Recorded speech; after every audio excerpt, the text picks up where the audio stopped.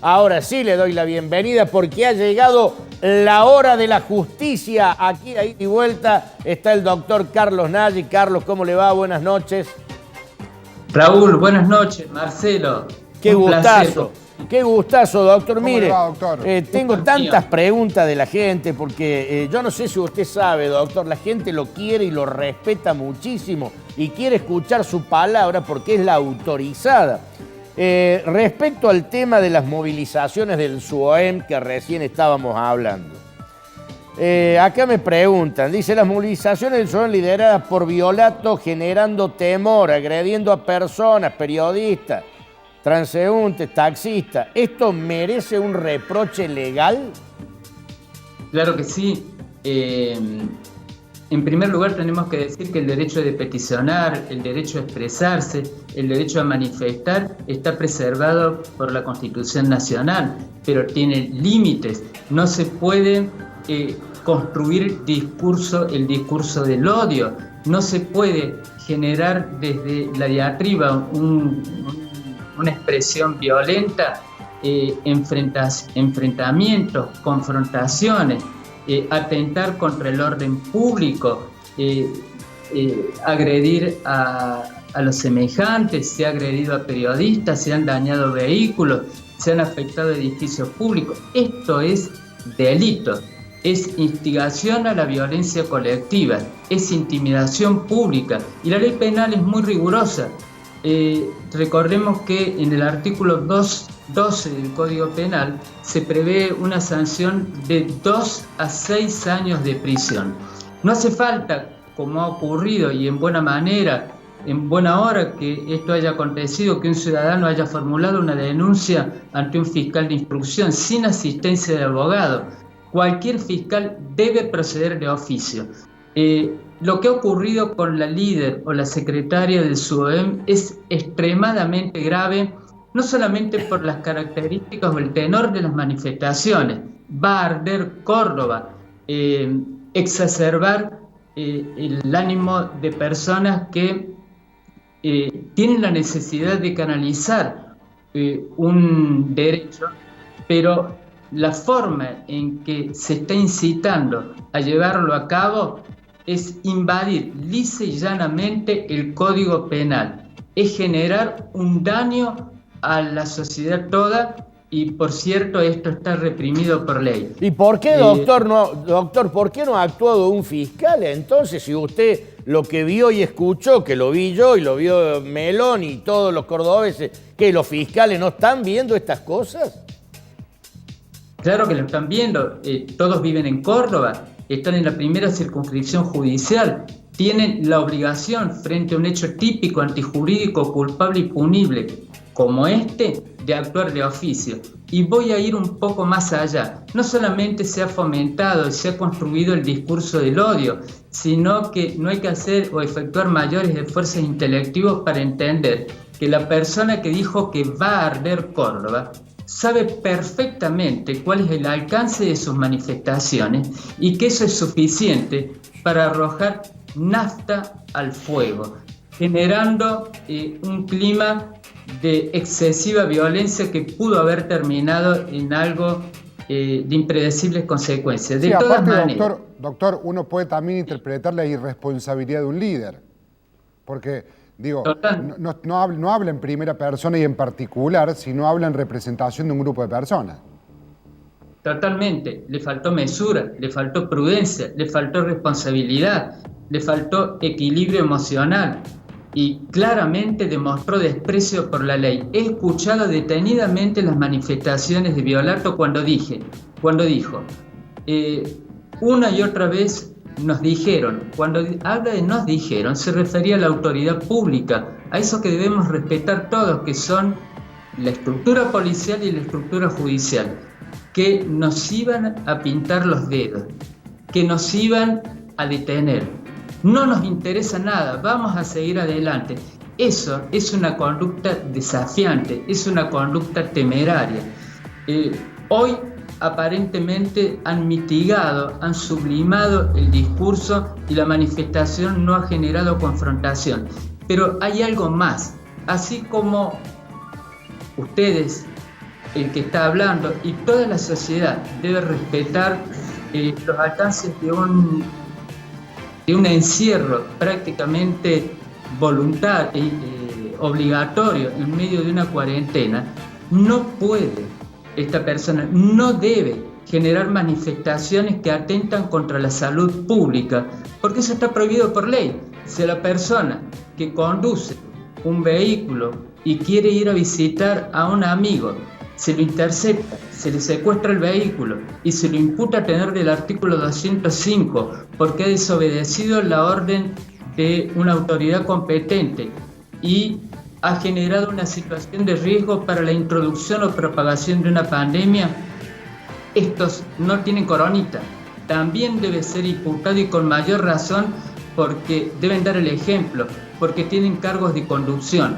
Es muy grave lo que ha ocurrido, claro. Pero no Doctor, voy a evadir la respuesta. Sí. Raúl, los fiscales, tengo entendido que ninguno ha actuado de oficio. Un llamado a la reflexión de esta justicia que entiendo que no es endogámica, al menos la justicia cordobesa. Estamos viviendo un momento de excepción, está trabajando con un cuarto del personal, pero a despertarse y a tratar de ponerle un límite a esta gente que tanto daño hace. Tendrán todo el derecho a expresarse, a manifestarse, pero lo deben hacer dentro del camino de la ley, nunca sí, claro, fuera siempre dentro de la ley. Doctor, hablando de un caso que a usted lo tiene como protagonista, digo porque usted es abogado de la familia, que tengo entendido que en el caso de Silvia Paz usted no ha participado, ¿no? En el caso de Silvia Paz, esta chica que falleció en Congreso, ¿está participando usted en la defensa de la familia? Claro, estoy representando al viudo, al esposo de Silvia Paz. Han liberado a un detenido, al único detenido que había. Hoy hablaba en la radio con el abogado de este hombre y hablaba de que Perejil, digamos, un hombre que casi fue detenido al voleo. ¿Qué tiene para decirnos de esto? Muy claro, la mejor carta de presentación para la justicia del crimen de Córdoba, que ha podido advertir a tiempo, de una manera muy rápida, una persona que de manera maliciosa, tal vez con algún fin vindicativo, involucró a una persona inocente, generando un enorme daño a la instrucción, generando un enorme daño a la persona que ha sido privada de la libertad, involucrada en un hecho criminal del cual resulta totalmente ajeno y una pérdida de tiempo lamentable. ¿Qué tengo para decir con respecto a esto? ¿Cómo actúa la policía de la provincia de Córdoba? Trabajo de logística, trabajo de campo y también de datos que son aportados por gente que puede llegar a conocer a alguien del mundo marginal. En la mayoría de los crímenes se han esclarecido a partir de estos aportes solidarios, pero se corre un gran riesgo de que mucha de esta información esté contaminada y termine no solamente desviando la investigación, sino generando un gravamen irreparable a una persona que nada tiene que ver con el hecho, un inocente. ¿Por qué digo la mejor carta de presentación para la justicia criminal de Córdoba? Escuchen esto. Para detener a este hombre que lamentablemente, injusta y merecidamente estuvo privado de la libertad 5 días, con la sociedad entera que lo había sometido a un escarnio público, el fiscal Tomás Casa receptó un testimonio a una persona varias horas en donde le aportó circunstancias de tiempo, modo y lugar. De haber sido un fiscal más superficial, esta persona hoy seguiría detenida y tal vez hubiera llegado a juicio oral privada de la libertad. Algo le llamó la atención, profundizó, lo llamó a declarar nuevamente y al advertir contradicciones se desmoronó la estrategia y quedó al descubierto una enorme mentira. Ordenó la liberación y ordenó la imputación de este mentiroso, de esta persona que invadió el terreno de la legalidad, tal vez, reitero, con un fin vindicativo o impulsado por algún otro tipo de motivación espuria. Supo descubrirlo a tiempo. No tenemos una justicia ni una policía perfecta.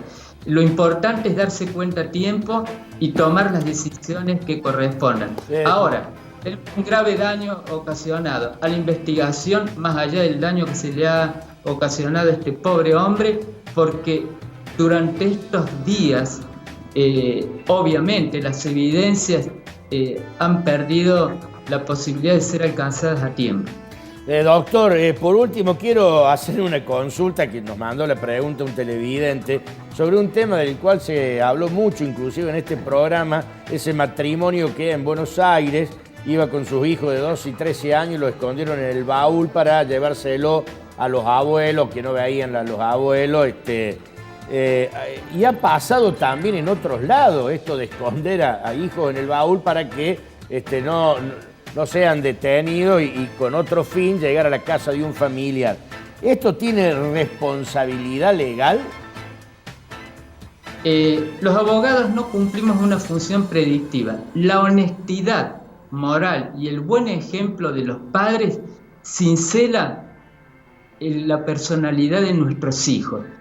Estas personas, en primer lugar, adultos que llevaron escondido a 2 hijos, más allá del mal ejemplo que están dando, enseñar cómo hacer trampa para evadir el cumplimiento de la ley, más allá de que el objetivo sea ver a los abuelos o no, han cometido delitos, no hay duda. Han violado el artículo 205 del Código Penal, es decir, violaron la cuarentena. El que viola la cuarentena viola el Código Penal con una escala penal de 6 meses a 2 años. Pero además hay una desobediencia a la autoridad. Concretamente, si un presidente de la nación, guste o no guste, ha dictado decretos de necesidad y urgencia para preservar la salud pública, la salud de toda la sociedad, de ninguna manera se puede anteponer un interés individual. Y por cierto, se ha generado una situación de riesgo para estas 2 criaturas encerradas en un baúl, más allá del pésimo ejemplo. ¿Qué es lo que corresponde decir en estos casos? Que los padres obraron no solamente incorrectamente, sino al margen de la ley, fueron imputados correctamente, cometieron delitos y un mal ejemplo para esos hijos que se encontraron en medio de una situación tremendamente desagradable. No entendieron aquella máxima de el interés superior de los niños debe ser cuidado como regla de oro. Bueno, Carlos, como siempre, excepcional, muy claro sus conceptos. Quería agradecerle su participación y desearle un feliz Día del Padre, justamente a usted que es papá de 7 hermosos hijos, así que, y gran padre por lo que me han contado sus hijos, así que pase un lindo día el domingo, Carlos.